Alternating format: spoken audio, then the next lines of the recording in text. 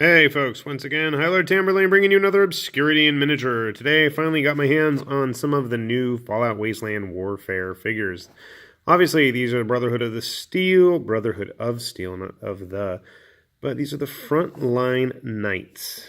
So, basically I wanted them for this guy. You can't go wrong with any of the giant power armors.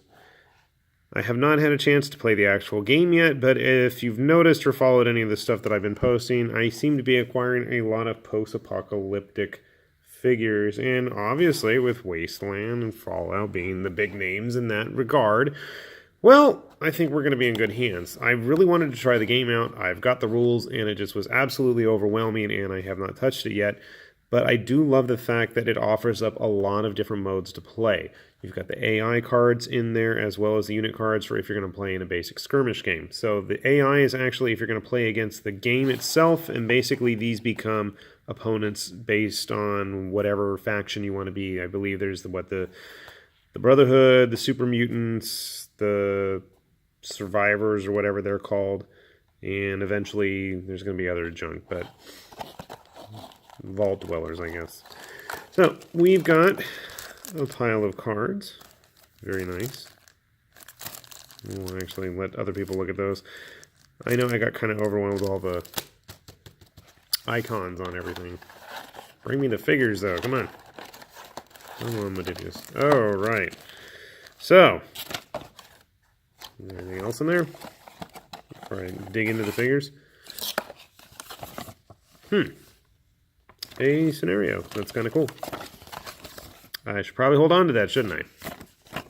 We'll set that to the side. Alright. Ignore that stuff. Let's see the good things. The goody goodies. What do we have in store here? Obviously, our T60 power armor. A nice bendy sprue. I haven't had too much of an issue with the resin figures that Modifius has put out here. I do love the fact that they have the nice resin bases because, as I've said before, I am terrible when it comes to building and designing my own bases. So not too many parts.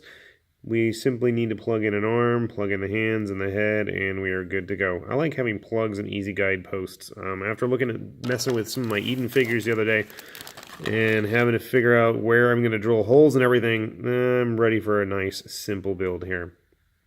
So this must be one of the, what are they called? The Night Patrol. So, see if we can get a good look at him. I mean, honestly, these guys, they're high-tech enough you could probably get away with them in, well, just about any kind of sci-fi game or maybe even near future. The weapons itself are definitely, even though they are Fallout, very techie based, so I mean you can get a lot of mileage out of a guy like this. A little bit of flash, but that's not a big deal. Take a look at the back. Again, overall, nice, good detailing there. Easy to put together, so if you're not super into building really complicated obscurities in miniature, these really shouldn't be much of an issue for you. Let's see our other three knights. I believe they are different poses. Let's find out. So, yeah, I don't know why they remind me of Imperial Guard. In really bulky armor, but, you know, it is what it is. So, again, we got the nice detailed base.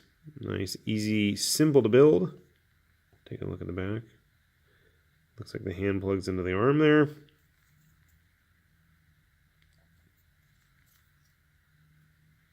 Let the miniature speak for itself. Sometimes I noticed I have the Brotherhood starter and you really had to clean out in between all of the weapons. And what is this? Our last one. I'm not a fan of a single peg holding a resin figure up. I've had some issues with resin models slowly over time starting to droop and bend, and I don't like that happening. So hopefully that won't be the case with this guy. And somebody's arm. It looks like power armor arm. I don't know how that got in there. Oh, that's simple enough. So, give me a moment. I'm going to see if I can clip these guys together, and we'll see how they compare to some of the other figures out there on the market. Alright, we got our Brotherhood of Steel Frontline Knights all put together. Let's start with the big centerpiece guy here. Obviously the T60 power armor. Construction-wise, well, I wasn't too pleased with him. I don't like the way that his shoulder pads attach to the body. And his gun just looks kind of puny. I'm assuming it's a guy, but, you know, that's, I don't know. Anyway, he's kind of hunched over. I didn't glue him onto his base yet, and I didn't really do a lot of cleaning. I mean, the details overall are pretty nice. And again, I really like the bases, but I'm not a big fan of the pose. The kind of weird squatting, I'm going to hunch over and I'm going to, you know, grip my gun to my chest kind of look he's got going on there. Besides him, we have our other 3 knights in less heavy armor. We've got our guy that is about to fall over here as he's running, and I hope he doesn't bend too much. I like this guy right here. He's, you know, probably leaning around a corner or something, keeping an eye out while his buddy's running and hopefully not going to get shot. So, looking at these figures, I kept thinking to myself, you know, they look kind of familiar. Why do these poses look familiar? And then it dawned on me, hey, what if they're the same poses that are in the starter set for the Brotherhood of Steel? Now, wait a second. Oh, by Jove, it is the same pose. So then I started thinking, because I knew this guy, I remember the weird, you know, falling over, leaping forward, shooting at the floor kind of look going on there. I thought, you know what, why don't we take a look at some of the other poses and see if they're similar. Now, obviously, our big power armors are going to be different. They are the same model, I believe, but, I mean, totally different poses, totally different weapons, totally different bases. They're obviously going to be different figures. And they're going to work well together. We'll get them out of the way now. What about the guys in the other types of armor? They're similar, and the bases are awfully similar, but they're not exactly the same.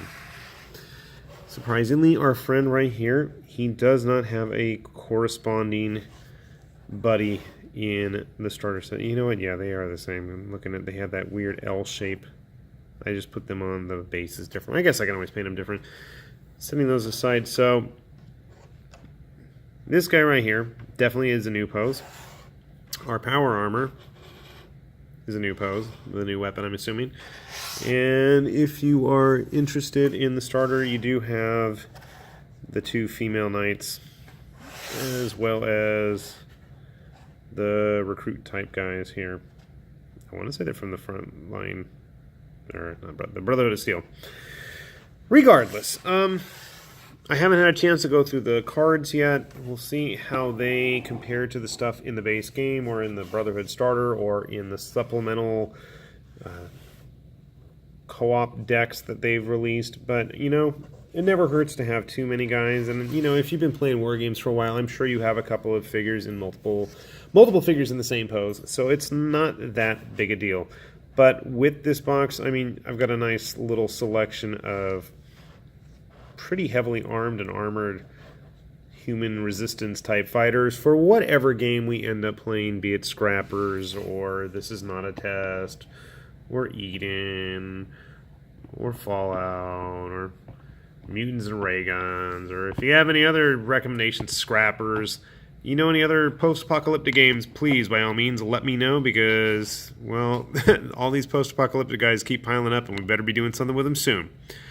Despite my annoyance with a couple of those poses, they are nice figures. They're very crisp molds, and if you're not super into building complex figures, I mean, honestly, they went together pretty easily.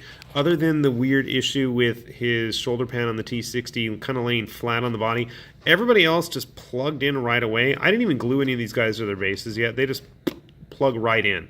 So they're not that bad, guys. If you're really turned off by the idea of building complex models, these aren't them. They're nice, easy to build resin figures. Don't require too much cleanup if that worries you as well.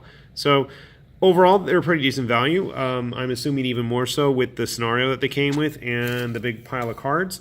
So if you're interested, check out Modifius's website. I'm sure there's all kinds of stuff showing up at local game stores and online, so keep an eye out for it, because there's even more cool figures coming in the near future.